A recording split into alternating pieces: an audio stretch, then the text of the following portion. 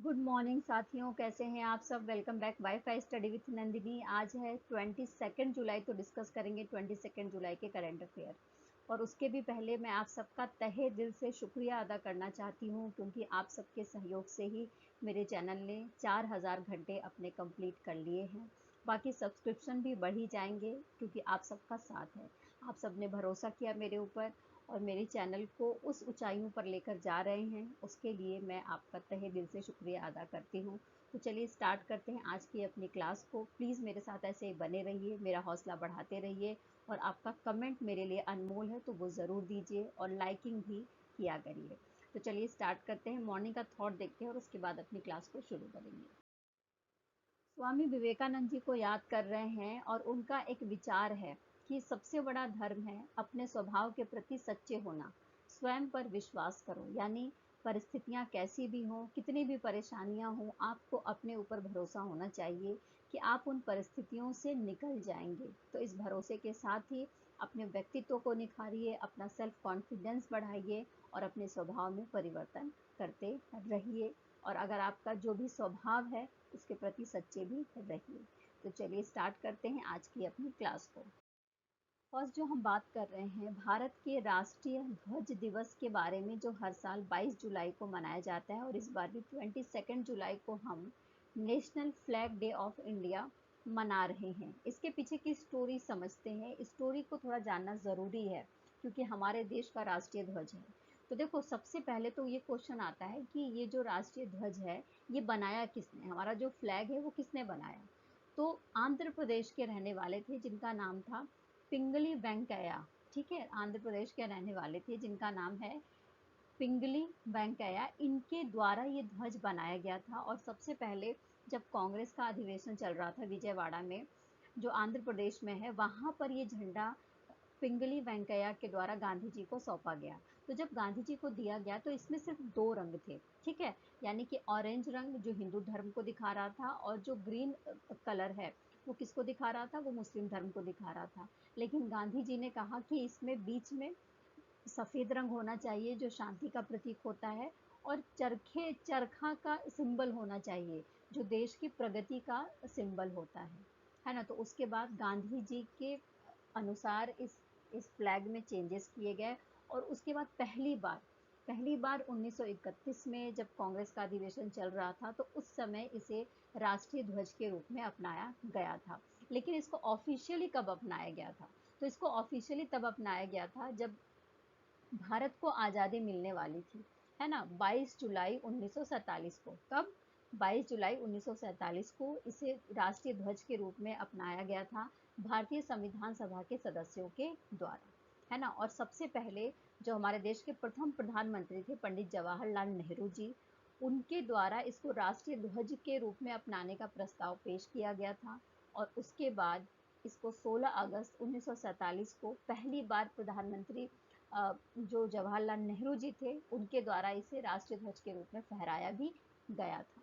तो 22 जुलाई की डेट बहुत इम्पॉर्टेंट है, क्योंकि इसको एक फ्लैग के रूप में, भारत का एक सिंबल, एक प्रतीक के रूप में इसको अपनाया गया था, राष्ट्रीय ध्वज के रूप में अपनाया गया था, जिसकी वजह से ही हर साल 22 जुलाई को हम भारत का राष्ट्रीय ध्वज मनाते हैं। क्लियर, आपको आई होप कि सारी बातें समझ में आ गई होंगी। ओके, देखिए, 26 जनवरी 2002 से पहले हम अपने घरों में या अपने बिजनेस प्लेस पे अपने नेशनल फ्लैग को नहीं फहरा सकते थे। लेकिन 26 जनवरी 2002 के बाद हम अपने घरों पर और साथ में जो हमारा बिजनेस प्लेस है वहाँ पर अपना नेशनल फ्लैग हम लगा सकते थे, फहरा सकते थे। और इसके लिए सुधार किया गया था जो हमारी इंडियन गवर्नमेंट है उसके द्वारा। जो फ्लैग कोड अमेंडमेंट है उसके संशोधन के बाद हमने ये डिसाइड कर लिया कि 26 जनवरी 2002 के बाद जो भारत के लोग हैं वो क्या करेंगे, अपने घरों में और साथ में उनका जो बिजनेस प्लेस है वहाँ पर ये फ्लैग लहरा सकते हैं, ये फ्लैग लगा सकते हैं। Okay, clear. तो नेक्स्ट हम बात करेंगे पाई अप्रॉक्सीमेशन डे के बारे में, जो हर साल 22 जुलाई को मनाया जाता है। कब मनाया जाता है, 22 जुलाई को मनाया जाता है। और साथ में मैं आपको बता दूं कि इसको 22/7 से हम पाई का मान जानते हैं, या इसको 3.14 के मान से हम इसको जानते हैं। अच्छा देखो, साथ साथ में मैं आपको ये बता दूं कि ये 22/7, जैसा कि नाम से समझ में 22/7 है, और आप देख रहे हैं कि 22 जुलाई यानी 22 तारीख है और डेट है, और जुलाई 7वां महीना है साल का। तो इस तरीके से पाई के का जो मान है वो डिसाइड किया गया था। और साथ में अगर पाई के बारे में बात करें तो वो ये एक क्या है, ये एक अपरिमेय संख्या है, लेकिन इसकी वैल्यू क्या है, तो 22/7 जो एक परिमेय संख्या के रूप में है जो हम जानते हैं। तो 22 जुलाई को हम क्या मनाते हैं, पाई अप्रोक्सीमेशन डे मनाते हैं। क्लियर। आइए नेक्स्ट बात करते हैं, पाई के बारे में थोड़ी सी रोचक जानकारी लेते हैं कि क्या क्या है इसके बारे में, कौन कौन सा हिस्टोरिकल फैक्ट है। तो सबसे पहले तो मैं आपको बता दूं कि गणित के विषय में, जो गणित विषय है उसमें पाई का मान 250 सालों से इस्तेमाल किया जा रहा है, पहली बात। दूसरी बात कि ग्रीक शब्द पेरीफेरी या पेरीमीटर से लिया गया है, और ग्रीक वर्णमाला का 16वां अक्षर है। ठीक है, जो ग्रीक वर्णमाला है उसका 16वां अक्षर है, और इसे हम आर्किमिडीज का स्थिरांक भी कहते हैं। क्या कहते हैं, आर्किमिडीज का स्थिरांक भी कहते हैं। और पाई का जब आप मान निकालने जाएंगे 3.14 होता है ना, तो लगभग 12 ट्रिलियन अंकों तक निर्धारित किया जा सकता है इसका मान, मतलब कि ये आगे बढ़ता ही रहता है, ये खत्म नहीं होता दशमलव के बाद। क्लियर।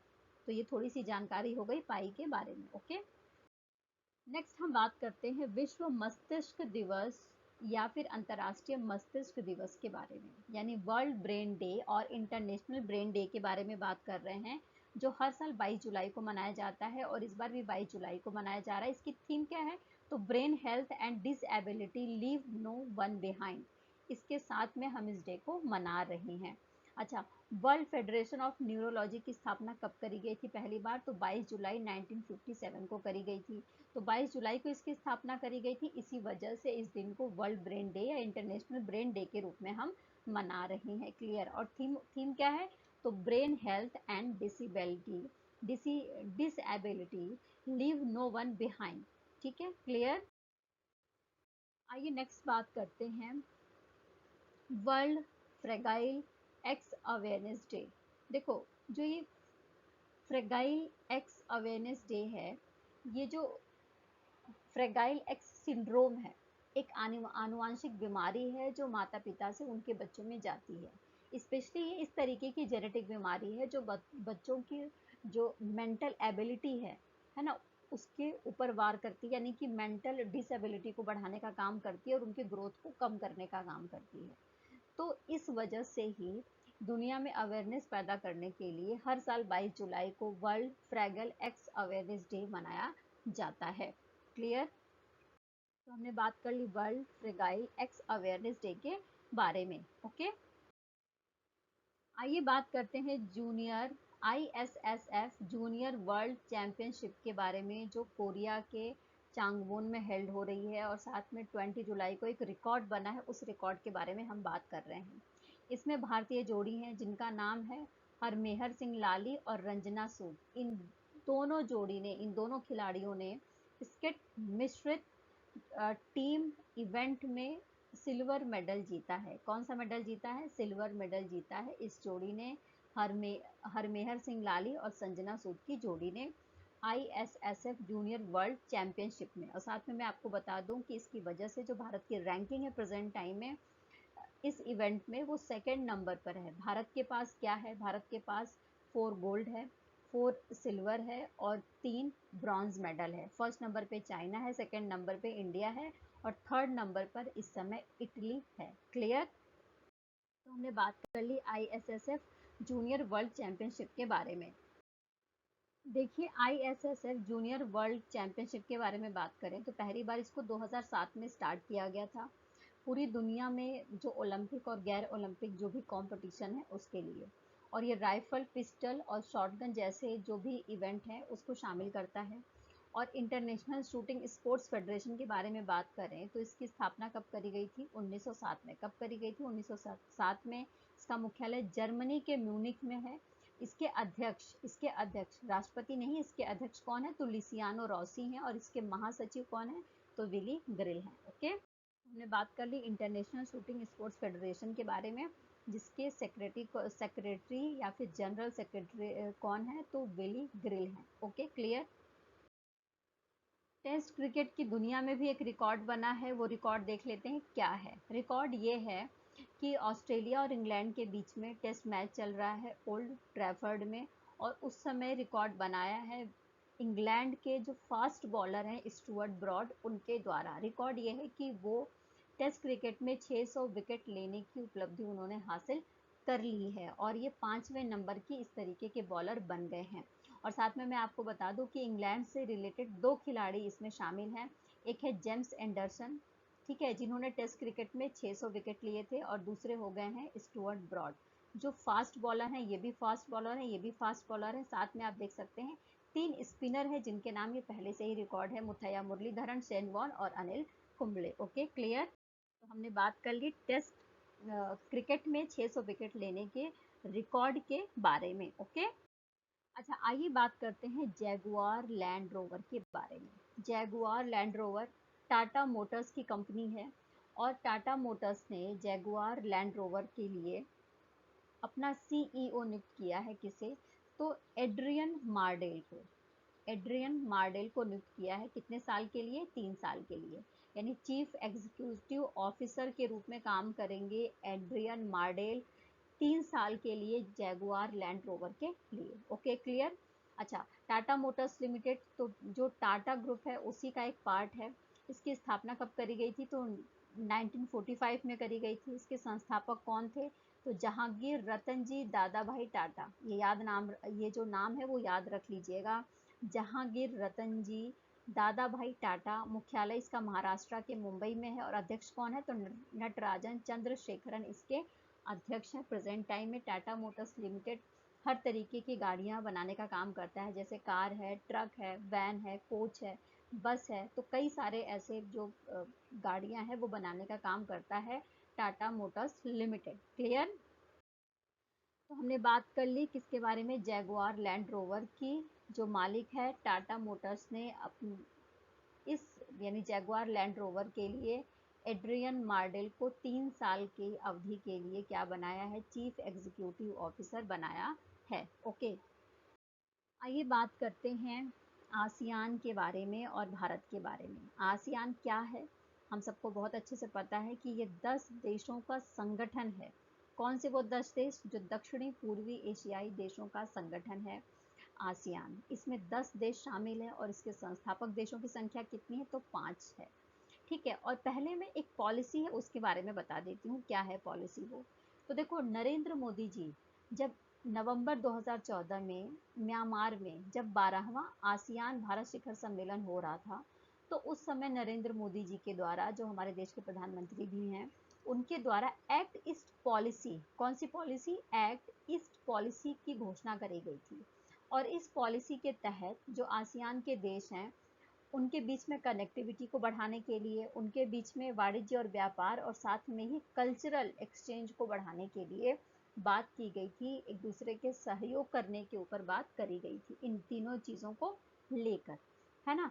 तो एक्ट ईस्ट पॉलिसी को ही मजबूत करने के लिए, उसको आगे बढ़ाने के लिए हमारे देश का जो आयुष मंत्रालय है उसके द्वारा विदेश मंत्रालय और आसियान, है ना, इन दोनों के साथ में भारतीय मिशन के सहयोग के साथ में नई दिल्ली में एक सम्मेलन किया गया है, भारत और दक्षिणी पूर्वी एशियाई देशों के संगठन के साथ में। कब करा गया है? 20 जुलाई को ये सम्मेलन किया गया है। और ये जो सम्मेलन आयोजित किया गया है वो किस बात के लिए किया गया है? तो स्पेशली जो पारंपरिक औषधियां हैं उसको बढ़ावा देने के लिए ये सम्मेलन कराया गया है आयुष मंत्रालय के द्वारा। अच्छा देखो, आयुष मंत्रालय के बारे में बात करें तो स्पेशली ये पारंपरिक रूप से जो डॉक्टरी सुविधाएं हैं, जो चिकित्सक सुविधाएं हैं, उसको देने के लिए इसका निर्माण किया गया था। चाहे वो आयुर्वेद हो, चाहे वो होम्योपैथ हो, चाहे वो नेचुरल पैथी है। तो और साथ में ही उन दवाओं का इस्तेमाल किया गया, उन औषधियों का इस्तेमाल करने के ऊपर जो पारंपरिक रूप से जिनका इस्तेमाल होता आया है, उनकी ग्रोथ को बढ़ाने के लिए इस मंत्रालय का निर्माण किया गया है। तो इन सब बातों को ध्यान में रखते हुए ही आसियान और भारत मिलकर क्या करेंगे? प्राकृतिक औषधियों के ऊपर काम करेंगे। क्लियर? बात समझ में आ गई आप सबको अच्छे से? तो हमने बात कर ली दक्षिण पूर्व एशियाई देशों के संगठन का एक सम्मेलन हुआ है, भारत में हुआ है, नई दिल्ली में हुआ है, आयुष मंत्रालय के द्वारा आयोजित करवाया गया है, विदेश मंत्रालय और आसियान के बीच में। Okay, clear. और इसमें एक्ट इस पॉलिसी का विशेष रूप से ध्यान दिया गया है, जिसको स्टार्ट किया गया था प्रधानमंत्री नरेंद्र मोदी जी के द्वारा 12वें एशियान इंडियन समिट के दौरान म्यांमार में। ओके। अच्छा, दक्षिण पूर्व एशियाई देशों के संगठन के बारे में जैसा कि मैंने आपसे बात कर लिया कि इसके संस्थापक देशों की संख्या कितनी है, तो 5 है। यानी इन 5 देशों ने मिलकर आसियान का निर्माण किया था। इंडोनेशिया, मलेशिया, फिलीपींस, सिंगापुर और थाईलैंड। और प्रेजेंट टाइम में इसके सदस्य देशों की संख्या कितनी है, तो 10 है। इंडोनेशिया है, मलेशिया है, फिलीपींस है, Singapore, Thailand, Brunei, Vietnam, Laos, Myanmar और कंबोडिया, है ना। दक्षिण पूर्व एशियाई देश हैं ये। और इसकी स्थापना कब करी गई थी, तो इसकी स्थापना करी गई थी 1967 में। इन 5 देशों ने हस्ताक्षर किया था, जिसको बैंकॉक घोषणा पत्र के नाम से भी हम जानते हैं। और उसके बाद से ही आसियान जो है पूरी दुनिया के सामने आया था एक संगठन के रूप में। आसियान दिवस हम 8 अगस्त को मनाते हैं, क्योंकि 8 अगस्त को ही ये जो घोषणा पत्र है, बैंकॉक घोषणा पत्र, इस पर हस्ताक्षर हुए थे।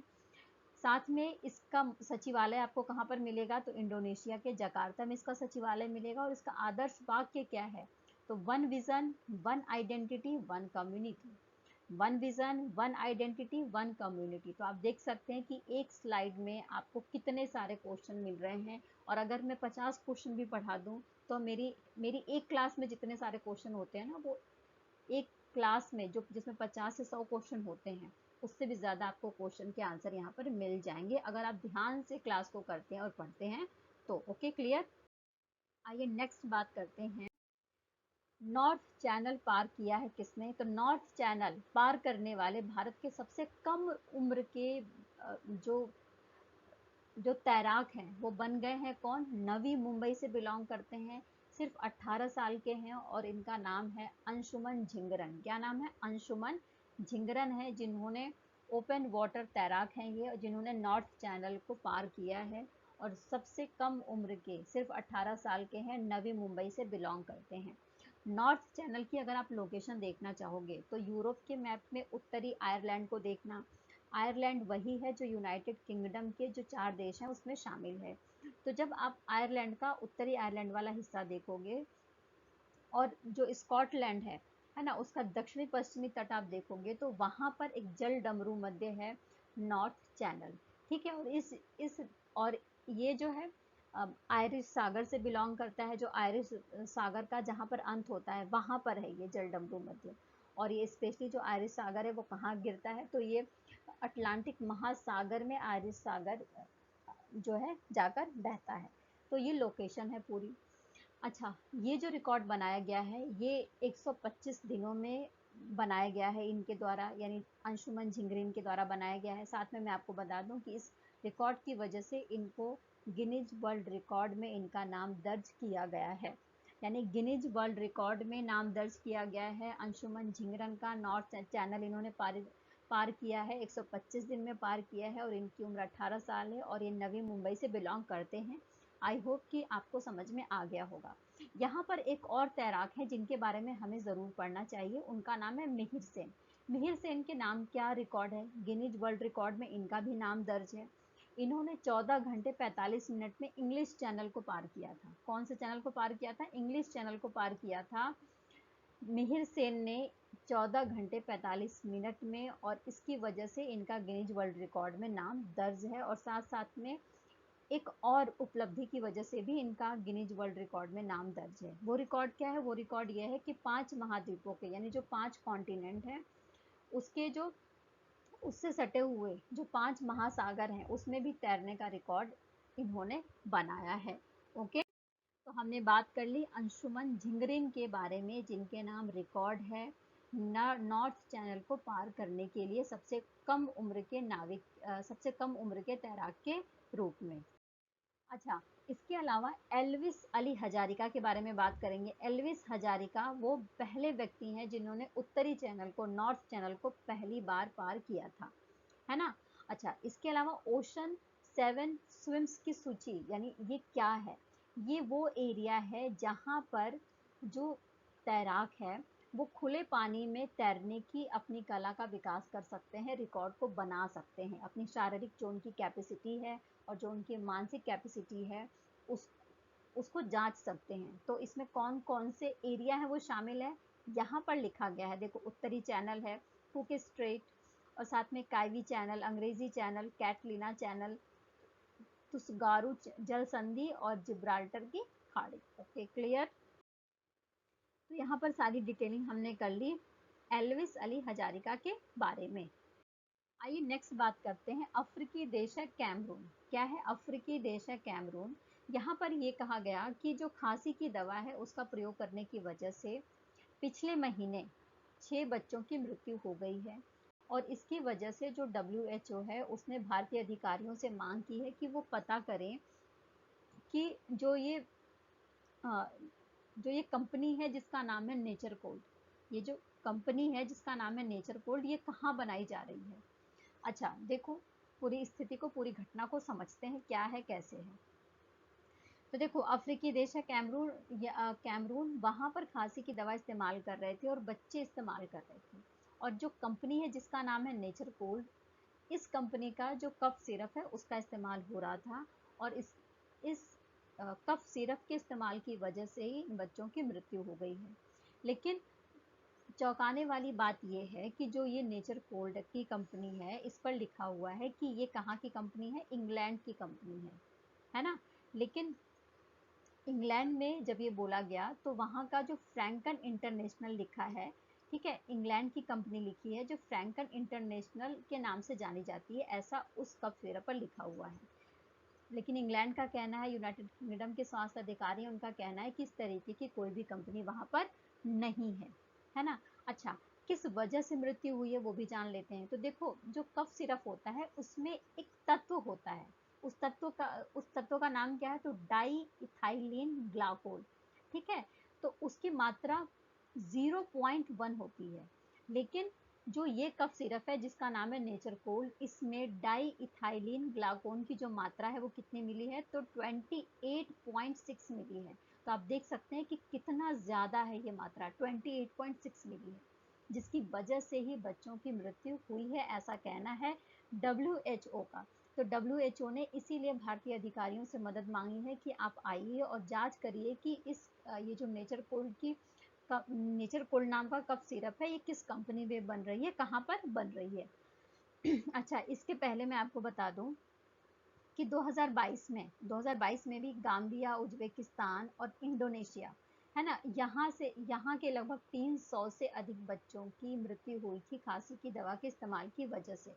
और जिसमें ये कहा जा रहा था कि ये सारी कंपनियां, ये जो सारे कफ सिरप हैं, ये कहाँ से रिलेट करते हैं, तो ये भारतीय दवाई की कंपनियां हैं जहाँ से ये कफ सिरप बनकर आए हैं, इंडोनेशिया, उज्बेकिस्तान और गाम्बिया में। क्लियर।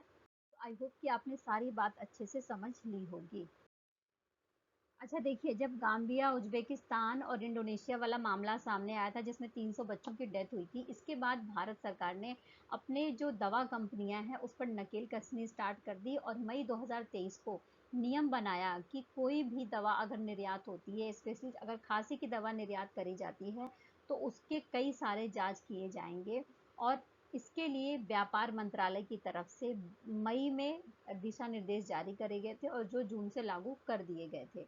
और जांच भी कहाँ पर होगी, तो सरकारी जो प्रयोगशाला है वहां पर जांच करी जाएगी। भारत में अगर दवा की कंपनियों के व्यापार के बारे में बात करें तो भारत का जो दवा उद्योग है वो 41 अरब डॉलर का है। तो आप देख सकते हैं कि कितना इंपॉर्टेंट रोल अदा करता है भारत की अर्थव्यवस्था में जो दवा की कंपनियां हैं उनका, या जो दवा का व्यापार है उनका। ओके, यहाँ पे सारी डिटेलिंग हमने कर ली, क्या रूल बनाया गया है, उसको फॉलो कैसे कराया जाएगा, ठीक है। देखिए, हम बात कर रहे हैं जल शक्ति मंत्रालय के बारे में। जो हमारे देश का केंद्रीय जल शक्ति मंत्रालय है, उसने इन्फॉर्म किया है संसद में कि भारत के जो 21 राज्य हैं और केंद्र शासित प्रदेश हैं वहां पर भूजल कानून लागू हो गया है। और भूजल कानून लागू होने की वजह से उन राज्यों में जो जमीन के अंदर से जो पानी निकाला जाता है उसके ऊपर उसके ऊपर कुछ रूल रेगुलेशन बनाया जाएगा और उसको फॉलो करवाया जाएगा। साथ साथ में ये भी जानकारी दी गई कि जहाँ पर एससी जो ग्रामीण परिवार रह रहे हैं, वहाँ के लगभग 60% ग्रामीण परिवारों को नल से पानी उपलब्ध कराया जा रहा है, और जो एसटी परिवार जहाँ पे रह रहे हैं उसमें से 1,32,64,760 परिवारों को नल से पानी उपलब्ध कराया जा रहा है, यानी उनके लिए नल लगाया गया है। अच्छा, इसके अलावा अगर मैं बात करूं तो भारत में जो भी सिंचाई होती है उसका 70% हिस्सा नलकूपों के माध्यम से होता है, यानी कि ट्यूबवेल के माध्यम से होता है ना। बारिश बारिश की वजह से, या बारिश जो भी बारिश होती है, हम सबको अच्छे से पता है कि जो बारिश की मात्रा है वो अलग अलग जगहों पर अलग अलग तरीके से होती है, कहीं पर कम होगी, कहीं पर बहुत ज़्यादा होगी। लेकिन जो सिंचाई होती है खेती के लिए, वो 70% का हिस्सा कहाँ से होता है? नलकूपों के माध्यम से होता है। 2018 में यूनेस्को ने एक रिपोर्ट दिया था और उसमें बोला था, इस रिपोर्ट का नाम क्या था? तो विश्व जल विकास रिपोर्ट इसका नाम दिया था, और इसमें बोला था कि भारत दुनिया का सबसे बड़ा भूजल उपयोग करने वाला देश है, ऐसी बात कही थी। तो इसकी वजह से ही भूजल का संरक्षण करना बहुत ज़रूरी है, और अगर उसको बर्बाद किया जा रहा है तो उसको रोकना भी ज़रूरी है। इसी बात को ध्यान में रखते हुए केंद्रीय जल शक्ति मंत्रालय के तहत भूजल कानून लेकर आया गया है। तो आई होप कि आपको बात समझ में आ गई होगी। वर्ल्ड वाटर डेवलपमेंट रिपोर्ट भी समझ में आ गई होगी, जो यूनेस्को के द्वारा 2018 में रिलीज करी गई थी, और ये बोला गया था कि भारत जो है world largest ground water user एक कंट्री है। ओके, आइए नेक्स्ट बात करते हैं। बात किसके बारे में हो रही है? भारत और जापान के बारे में बात हो रही है। इन दोनों देशों ने आपस में समझौता करा है सेमीकंडक्टर के निर्माण के लिए, उसके व्यापार के लिए, और उसमें जो भी एक दूसरे के साथ की ज़रूरत है वो सारा मिलकर प्रोवाइड करेंगे। जापान के बारे में अगर मैं बात करूं तो जापान की जो अर्थव्यवस्था है अमेरिका और चाइना के बाद तीसरे नंबर पर आती है, ठीक है। और जापान जो है दुनिया का सबसे बड़ा एक हब है सेमीकंडक्टर के निर्माण के लिए। तो जापान को भारत से प्रतिभा चाहिए और जापान के पास सारी सुविधाएं हैं। तो इस बात को ध्यान में रखते हुए ही सेमीकंडक्टर के निर्माण के लिए, व्यापार के लिए दोनों देशों ने समझौता करा है। और इसके लिए हमारे देश के जो केंद्रीय इलेक्ट्रॉनिक्स और आईटी मिनिस्टर हैं अश्विनी वैष्णव जी, और जापान के जो उद्योग मंत्री हैं जिनका नाम है यासुतोशी निशिमुरा, उनके बीच में एमओयू पर हस्ताक्षर किया गया है। तो आई होप कि आपने समझ लिया होगा।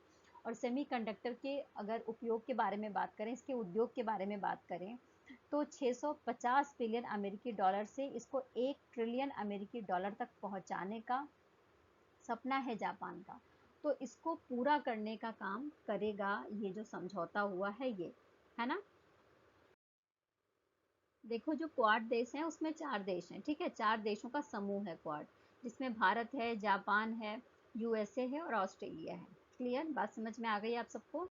नेक्स्ट बात करेंगे जापान के बारे में। जैसा कि हम सबको जापान का मैप स्क्रीन पर दिख रहा है, तो पूर्वी एशिया में आप जाओगे तो वहाँ पर जापान आपको देखने को मिल जाएगा, और यहाँ पर है पैसिफिक ओशन, ठीक है। और साथ में मैं आपको बता दूं कि जापान को पहले निप्पान या निहोन के नाम से जाना जाता था। आप देख सकते हैं, तो 4 द्वीपों से मिलकर बना है जापान। वो द्वीप कौन से हैं? तो होक्काइडो, होन्शु, शिकोकू और क्यूशु। होन्शु यहाँ का सबसे बड़ा द्वीप है, और यहाँ पर माउंट फूजी भी पाया जाता है। और साथ में इसकी राजधानी टोक्यो है, मुद्रा येन है, और प्रधानमंत्री कौन है? तो फूमियो किशिदा यहाँ के प्रधानमंत्री हैं। क्लियर? आइए नेक्स्ट हम बात करते हैं ओडीओपी के बारे में, वन डिस्ट्रिक्ट वन प्रोडक्ट के बारे में, ठीक है। देखो, वन डिस्ट्रिक्ट वन प्रोडक्ट के बारे में जब हम बात यहाँ पर कर रहे हैं, तो मैं आपको बता दूं कि इसके लिए गुजरात की सरकार की हेल्प करेगी, गुजरात की सरकार की मदद करेगी भारत का वाणिज्य और उद्योग मंत्रालय। और इसके लिए दोनों के बीच में बात हुई है और एक टाई अप भी हुआ है। जैसा कि हम सबको पता है कि गुजरात गामथी ब्लॉक प्रिंट के लिए, मातानी पचेड़ी जैसा जो पारंपरिक शिल्प है ना, जामनगरी बंधनी, पाटन पटोला, सुजानी हैंडलूम, ऐसी चीज़ों के लिए, ऐसे शिल्प के लिए गुजरात फेमस है। और वहाँ पर मूंगफली की खेती और साथ में ही जीरे की खेती भी करी जाती है।